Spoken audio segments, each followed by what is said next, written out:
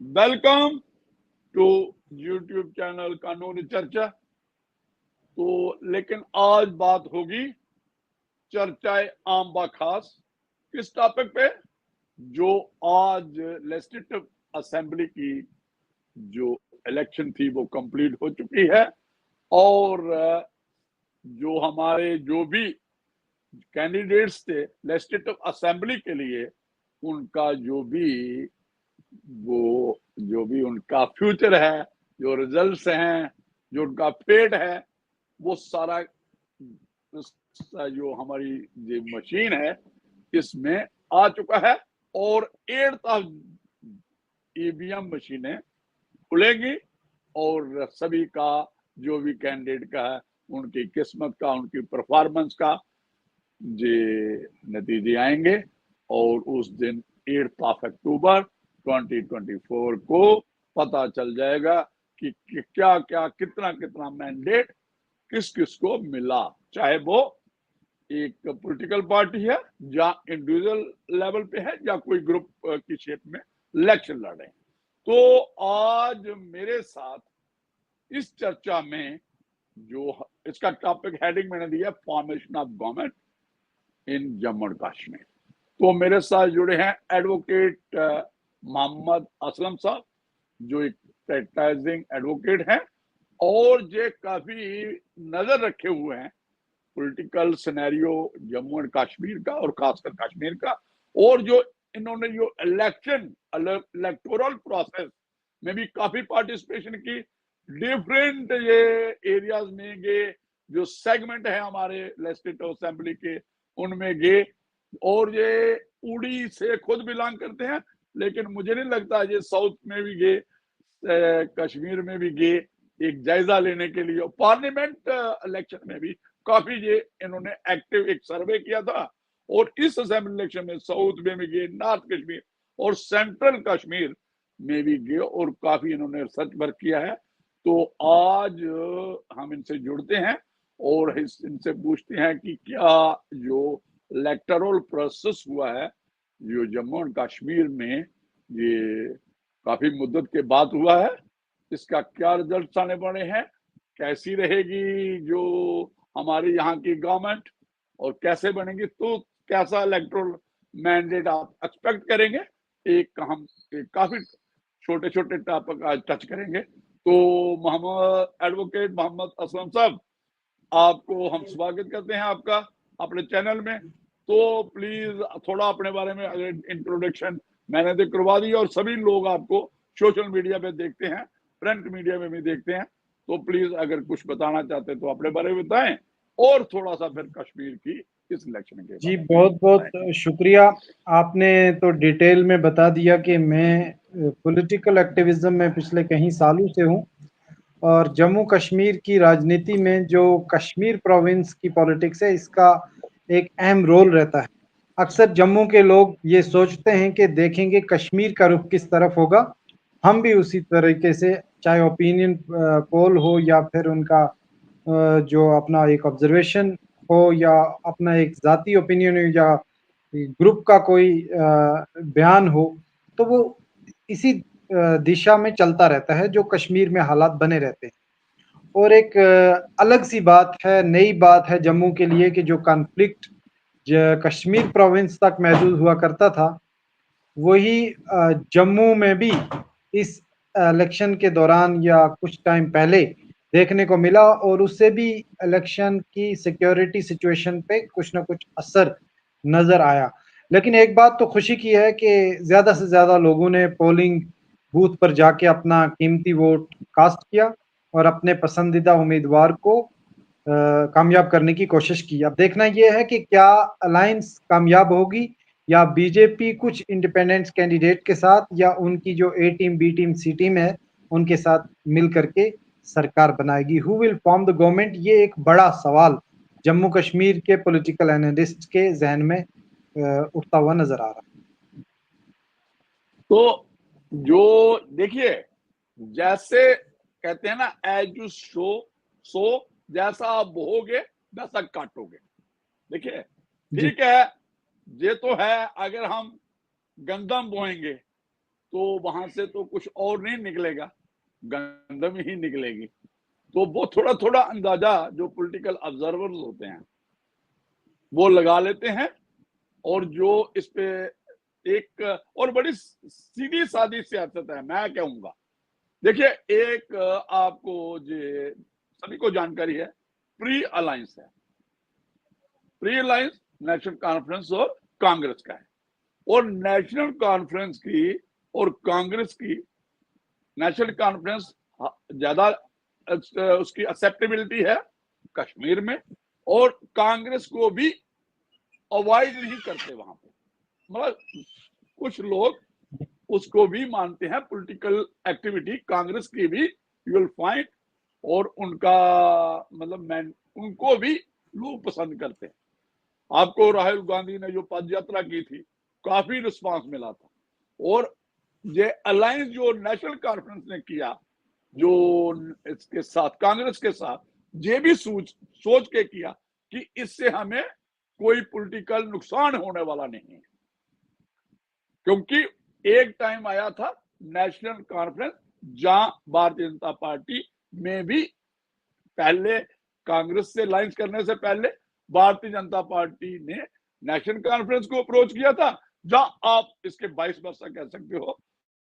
तो national conference ने, तो इनमें एक चर्चा चली थी, लेकिन जब उसका प्रोस्पेक्टिव देखते हैं, फ्यूचर देखते हैं कि यार क्या ये एक्सेप्टेबिलिटी जो भारतीय जनता पार्टी की वो कश्मीर में होती है, और दूसरी तरफ से क्या नेशनल कॉन्फ्रेंस में जम्मू में, क्योंकि वो मुस्लिम जो एक मेजॉरिटी आप कह सकते हो प्रोविंस है, और जहां पे कह सकते हो कि जहां पे भी मुस्लिम काफी तादाद में है, जैसे पीर पंचाल में है और चनाब वैली में, ऐसी बात नहीं है, लेकिन फिर भी हिंदू डोमिनेंस है, जो एक जनरल परसेप्शन है, और रियलिटी भी है हिंदू की। तो एक ये सीधी बात है, ये सभी को ओपन है कि जो भारतीय जनता पार्टी को लोग ये हिंदू के साथ के जो जोड़ के देखते हैं, और नेशनल कॉन्फ्रेंस का इन्फ्लुएंस और ज्यादा कश्मीर में है, और भारतीय जनता पार्टी का जम्मू।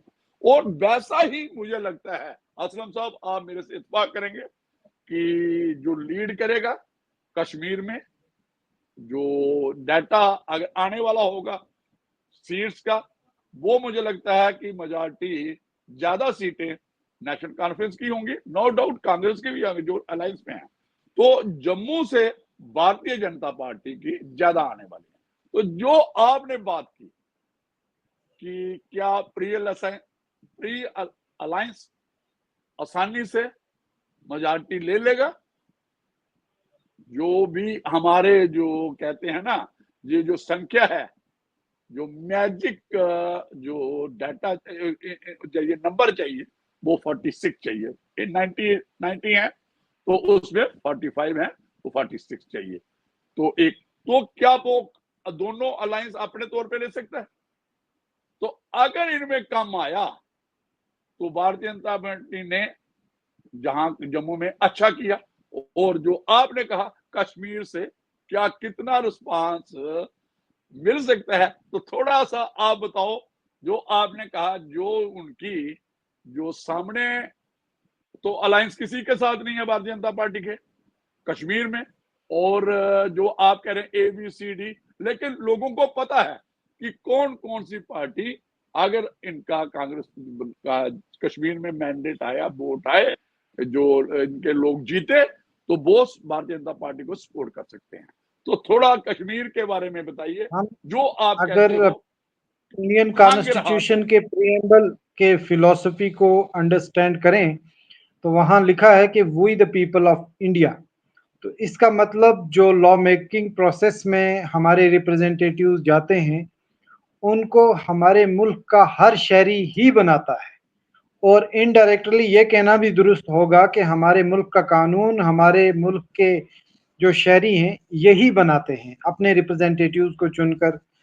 और अब एक $1 मिलियन क्वेश्चन ये उठता है कि जब वेव मीडिया बना देती है, जब पैसे के ज़रिए एडवर्टाइज़मेंट या हाइब्रिड कैंपेन की जाती है, कितना वो वोटर के ज़हन में जाकर उनके जो सोच है वो तब्दील कर देंगे। जैसे मैं एक कैंडिडेट को वोट डालने गया और पोलिंग स्टेशन पे जाके मैं दूसरे कैंडिडेट को वोट डालूंगा, क्योंकि वहां पर जो माहौल बना होगा वो मुझे इन्फ्लुएंस कर जाता है। वो माहौल कौन बनाता है?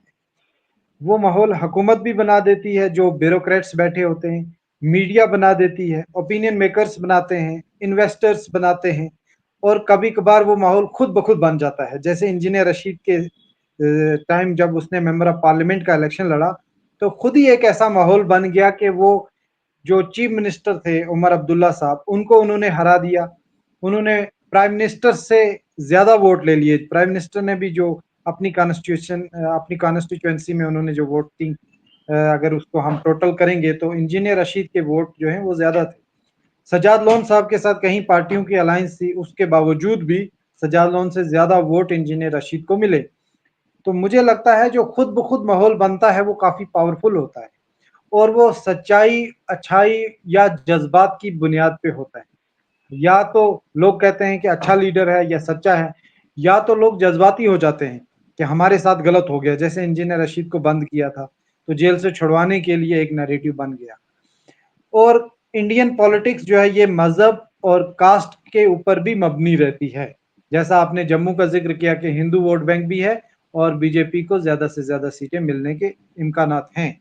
कश्मीर में मुस्लिम, गुजर, पहाड़ी का वोट बैंक है, तो यहाँ से दो कॉन्स्टिट्यूएंसी से तो सिर्फ गुजर लीडर ही बनेंगे, कंगन और लारनू कॉन्स्टिट्यूएंसी। वो दोनों एसटी हैं, एसटी सीट पे लड़ रहे हैं लोग। और डिलिमिटेशन का भी एक रोल बना इस इलेक्शन में, जो कि पहले नहीं हुआ करता था।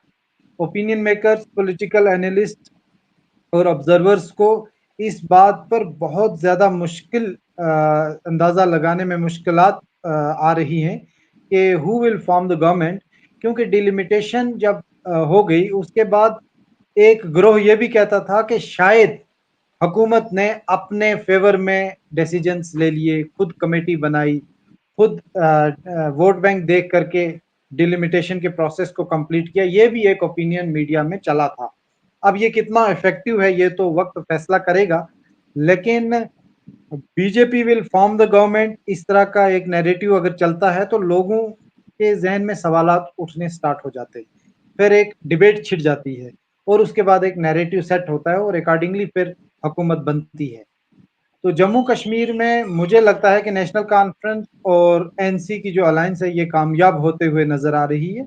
कुछ जगहों पे इंडिपेंडेंट कैंडिडेट्स भी कामयाब हो सकते हैं, और इंजीनियर रशीद और पीडीपी इस गेम में काफी बड़ा रोल प्ले कर सकते हैं। वो बीजेपी के साथ जाएंगे या अलायंस के साथ जाएंगे, यही सवाल हैंग असेंबली के टाइम, अगर ऐसा होता है, एक अहम सवाल होगा।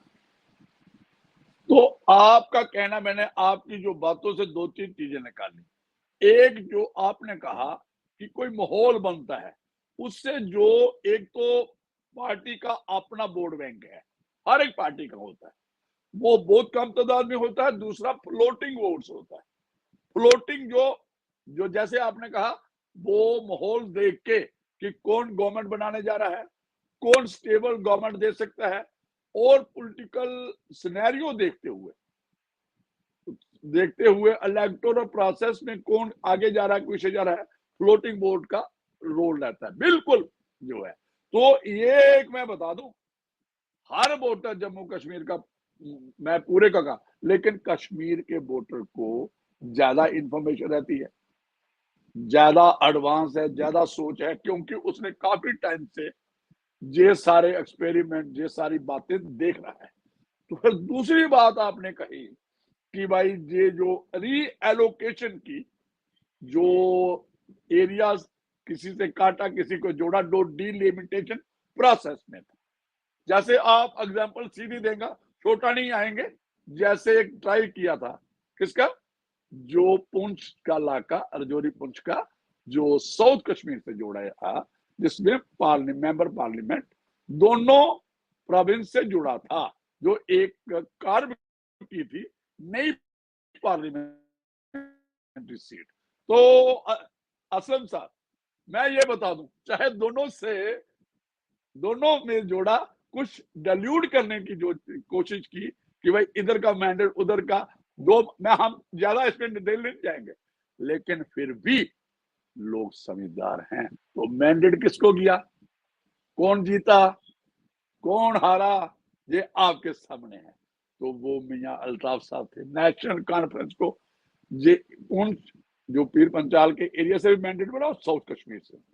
तो ऐसा मत करो। मैं जो समझता हूं, वोटर बड़ा समझदार है, चाहे जितना मर्जी रीएलोकेट कर लो, लेकिन जो एक मुद्दे हैं, जो आज कश्मीर में अनएम्प्लॉयमेंट की बात हो रही है, आज कश्मीर में ये टूरिज्म की बात हो रही है, सिनेमा टूरिज्म की बात हो रही है, और कनेक्टिविटी की बात हो रही है, अनएम्प्लॉयमेंट की बात हो रही है, और ड्रग्स के अगेंस्ट भी कुछ पॉलिटिकल पार्टियां बात कर रही हैं। तो ये नहीं है कि वही पुराना वाला राग है, आर्टिकल 370 था, आजादी थी, और पार्टिसिपेशन कितनी आई। और जहां तक है कि जमाते इस्लामी तक जो पॉलिटिकल सिनेरियो से काफी टाइम से हटे हुए थे, आपको सारा पता ही है। तो आपने एक और ऑब्जर्वेशन की कि आपको लगता है कि प्री अलायंस जो है ये बढ़त की तरफ जाएगा। एक मैं बात कह दूं, I am not in favour of anybody, हम तो इंडिपेंडेंट ऑब्जर्वेशन करेंगे। मैं ये बताऊं, ठीक है, प्री अलायंस का एक ये बात लोगों में जाती है कि भाई, और लोग, क्योंकि ये एक ट्रस्ट है, अगर लोगों ने इसको मैंडेट दिया तो लोग एक है कि पहले पता है कि, और इनको अगर लोगों ने ट्रस्ट किया तो प्री उसमें को देखिए, पोस्ट पोल लाइन्स है ना, जो बोर्ड नंबर कम ज्यादा आए, उसमें हार्स ट्रेडिंग होती है। कुछ इंडिपेंडेंट को इतनी कीमत पड़ जाती है, छोटी छोटी पार्टियां इतनी इंपॉर्टेंट हो जाती हैं। तो मैं एक और चीज आपके हवाले करने से पहले मैं एक और बात कहूंगा। अभी चर्चा ये है, जो आप पॉलिटिकल सिनेरियो में है, आम लोगों में है, कि जनाब भारतीय जनता पार्टी जो भी गवर्नमेंट है इस वक्त इंडिया में, वो कोशिश करेगी हर हरबा बरत के कि अपनी गवर्नमेंट बनाएगी। ये भी एक चर्चा है, आपको कश्मीर में ही बन जाएगी। और इसलिए पार्टिसिपेशन, जैसे एक टाइम में आपको याद होगा एक नारा दिया था 44 का, उस वक्त 87 सीट थी, जो कौन सी जो पिछली इलेक्शन हुई है 2014 वाली, कि भाई अगर आपने वोट पार्टिसिपेशन ज्यादा नहीं की तो भारतीय जनता पार्टी 44 को पहुंच जाएगी। तो ये जो बातें होती है ना, जो कश्मीर में लोग सोचते हैं कि भाई कि कैसे हम भारतीय जनता पार्टी को रोक सकते हैं, ये कश्मीर के लोग कैसे कहते, तो फिर वो पार्टिसिपेशन ज्यादा होती है, फिर वो वोट जो है ना वो एक जगह कंसंट्रेट हो जाता है। तो अगर लोग सोचेंगे कि सेकुलर फ्रंट को वोट को कंसोलिडेट करना है, तो ये सारे फैक्टर, जो फ्लोटिंग वोट है ना, फ्लोटिंग जो वोटर है ना, जो एक वो ही डिसाइड करता है। तो एक ये चर्चा चली, कल हम बात कर रहे थे कहीं, कि जो 5 सीटें हैं, असम साहब आपके भी नोटिस में आएगा, कश्मीर में भी आएगा, जैसे आपने कहा हंग अगर असेंबली आती है, अगर मैंडेट कंप्लीट नहीं आता अलायंस वालों को, तो फिर क्या होगा। जो छोटी पार्टी है, अगर इंजीनियर रशीद की है, जमात इस्लामी है, अपनी है, सजाद लोन है, तो जो अपनी DAP AP है, और अगर इनका एक गठ जो इंडिपेंडेंट है जहां के कश्मीर के और जम्मू प्रांत, तो फिर 5 सीट जो मैं बात करने जा रहा हूं इंपॉर्टेंट। तो ये चर्चा थी, हमें क्वेश्चन पूछे गए, मार्केट में डिस्कशन चल रही है, और आपने देखा होगा जो पहले ही नेशनल कॉन्फ्रेंस और कांग्रेस ने कहना शुरू कर दिया कि ये 5 सीटें अगर नॉमिनेट हुई तो जो LG without involvement of the government जो बनेगी, उसको विदाउट इन्वॉल्वमेंट LG अपने तौर पे करता है, अनडेमोक्रेटिक। तो उसकी रेलेवेंट प्रोविजन भी है, यू विल फाइंड, और अमेंडमेंट भी हुई है।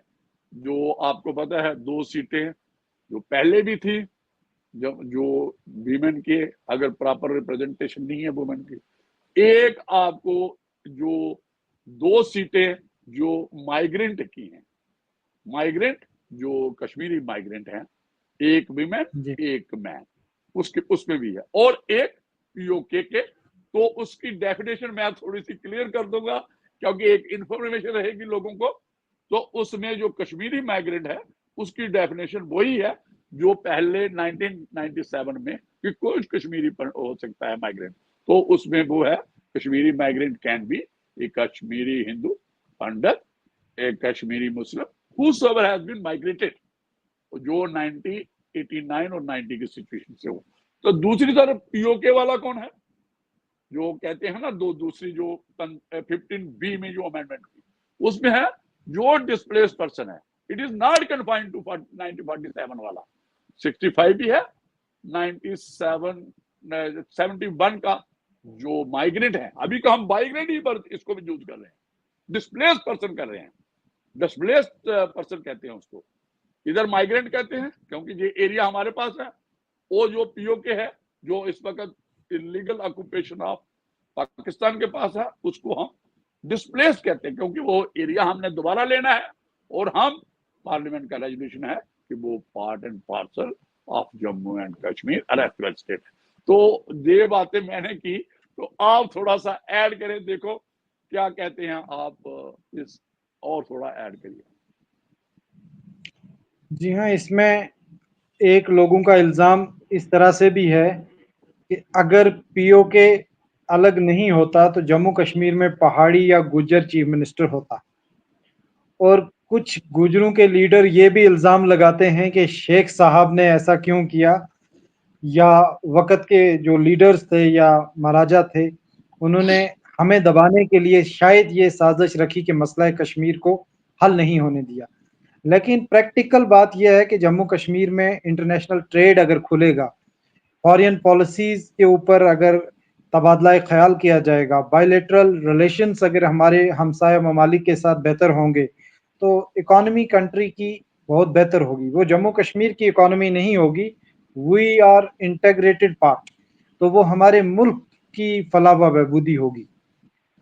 और मुझे ये लगता है अगर जम्मू कश्मीर में इंटरनेशनल ट्रेड, पहाड़ी गुजरों को इम्पोर्टेंस, यहाँ पर माइग्रेंट्स के इश्यूज जो हैं उनके ऊपर गौर व खोज किया जाए, तो आने वाला चीफ मिनिस्टर जो भी हो, इन लोगों को एटलीस्ट इम्पोर्टेंस तो मिले।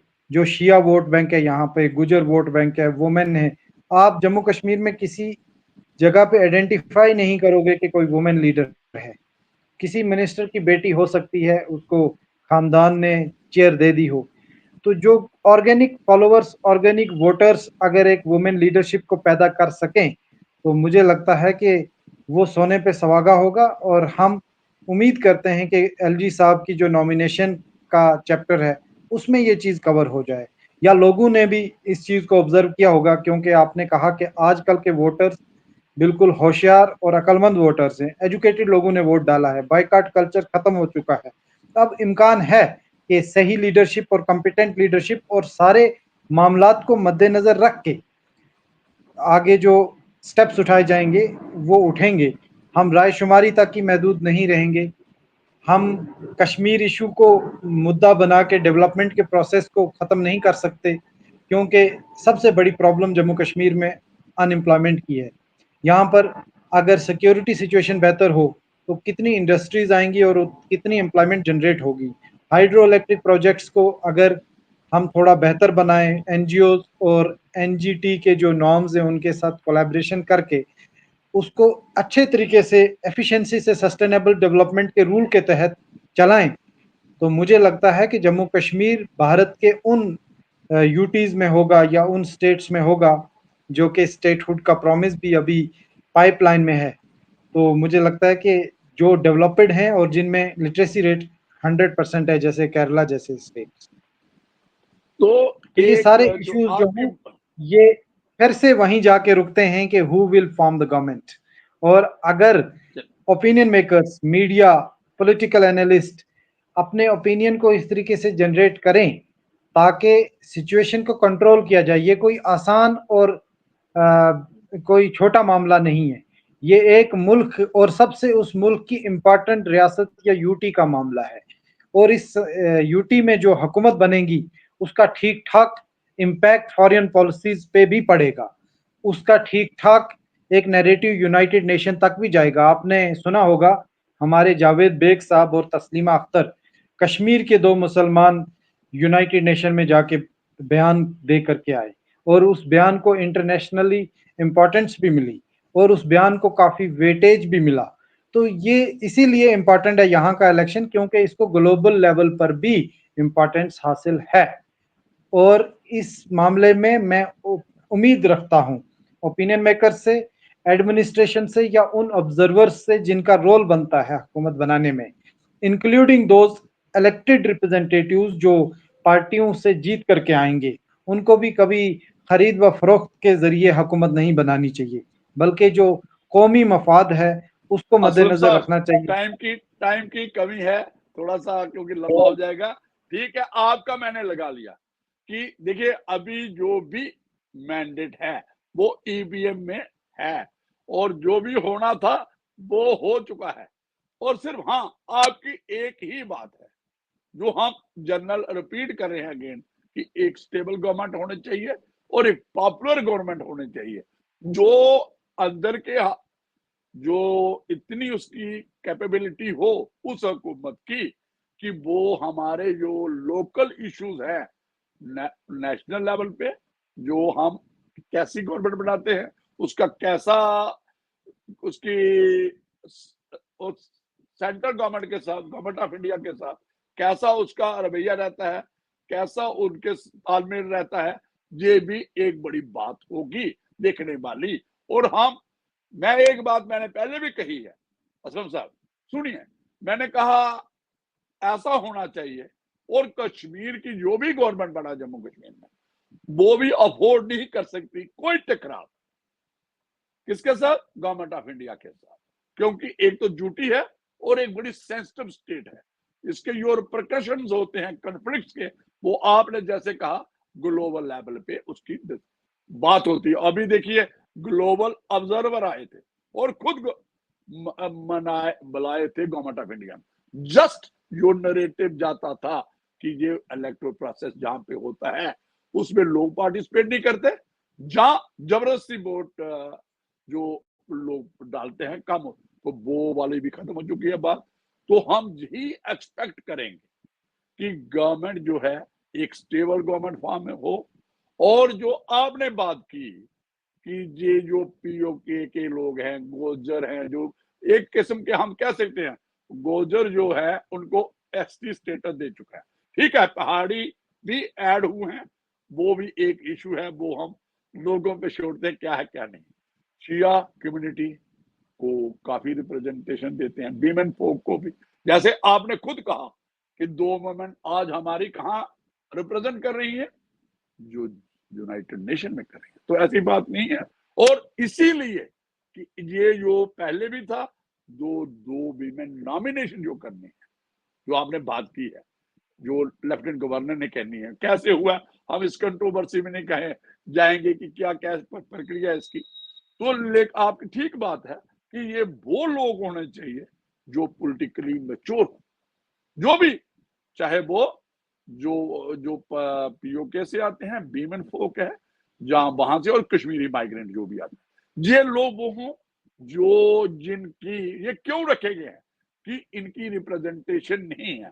कश्मीरी माइग्रेंट कहीं कहीं पूरा उसका एक कॉम्पैक्ट कोई उनको लेजिस्लेटिव सेगमेंट नहीं है, तो इसलिए, और ना ही पीओके के लोग हैं जो डिस्प्लेस्ड लोग हैं, और ना ही जो वीमेन की रिप्रेजेंटेशन कम आती है, तो फिर इसलिए इनको 2 को इंक्लूड करना है। 2 तो ये जो इसलिए रखा गया है, तो जो आप एक्सपेक्ट करते हैं, देखिए मैं एक बात क्लियर कर दूं, पार्लियामेंट का रेजोल्यूशन है कि हमने पीओके वो लेना है, वो लेने का समय आ चुका है।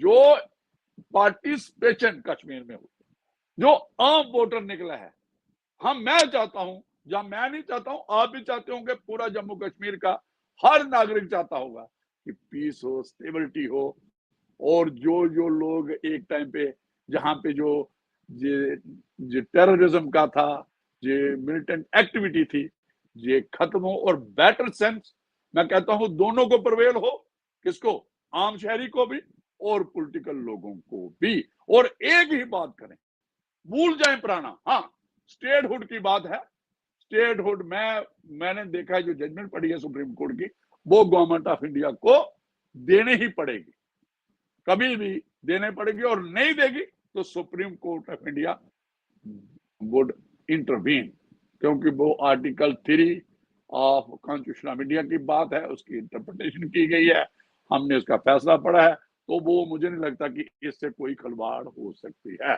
तो और बताइए, इसको कंक्लूड करेंगे 2-4 मिनट में। तो जो मैंने बात की है, तो यहाँ के लोग, कश्मीर के लोग होंगे खुश, अच्छे प्रॉस्पेरिटी देखेंगे, डेवलपमेंट देखेंगे, तो दूसरे पीओके वाले, क्योंकि वो वाली बात तो नहीं रही है कि अग्रेशन से हम उस पर कब्जा करेंगे पीओके में, वैसा नहीं होगा।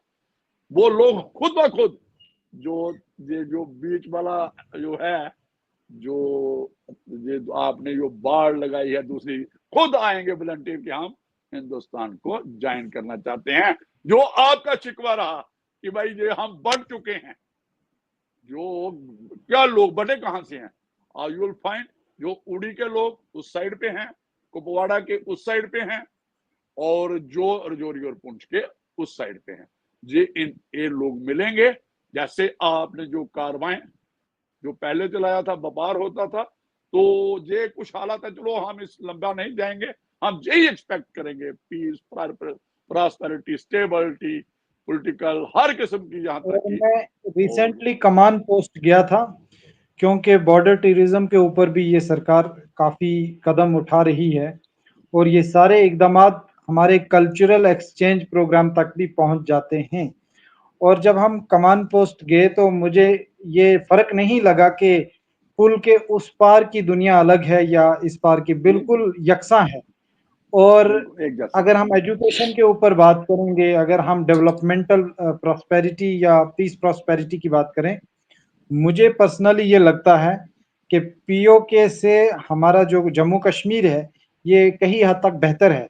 उम्मीद करते हैं कि वहाँ से कुछ इस तरह के स्टेप्स भी उठाए जाएँ कि जिससे हमारा हल यही हो कि वो भी यूनाइटेड हो और प्यार से हो, चाहे वो रिलीजियस टूरिज़्म से हो, चाहे वो कल्चरल पार्ट से हो, कल्चरल डिप्लोमेसी का एक्सचेंज अपना हो। चाहे रोल बने, तो उससे जम्मू कश्मीर, लद्दाख इसका काफ़ी हद तक फ़ायदा होगा। और ये भी उम्मीद करते हैं कि जिस तरीके से इलेक्शन जम्मू कश्मीर में हुए, सुप्रीम कोर्ट की जजमेंट के बाद, उसी तरीके से स्टेटहुड भी अगर मिले, तो लोगों के दिलों में विश्वास जो है वो ज़्यादा बढ़ता हुआ दिखाई देगा। तो मुझे लगता है हम इसको कंक्लूड करेंगे, काफी टाइम से जुड़े हैं, तो यही हम जी, एक एक्सपेक्ट करके, एक्सपेक्टेशन लेके होप रखेंगे कि भाई ये जम्मू कश्मीर एक नया कश्मीर, वो वाला कश्मीर नहीं मैं कहूंगा जो पॉलिटिकल लोग बना रहे हैं, जो लोग बनाएंगे जिसमें कोई नैरेटिव नहीं है, और इसी जम्मू कश्मीर की को देख के जो दूसरी साइड वाला कश्मीर है, जम्मू कश्मीर है, वो लोग हमारे साथ जुड़े और एक इंटेग्रेट पार्ट वो भी बने, और जो दोनों के बिछड़े हुए लोग हैं, कोई 75 ईयर से, वो इकट्ठे हों, बातचीत करें। और जो कल्चर एक्सचेंज की बात की आपने, पॉलिटिकल एक्सचेंज की बात हो सकती है, रिलीजियस एक्सचेंज की बात हो सकती है, बड़े काम, एक लैंग्वेज है, कुछ फर्क नहीं है, एक जैसा खाना पीना है, जो इधर का है उधर का, लैंग्वेज एक है, कोई फर्क नहीं है। तो hope for the best. Thank you very much.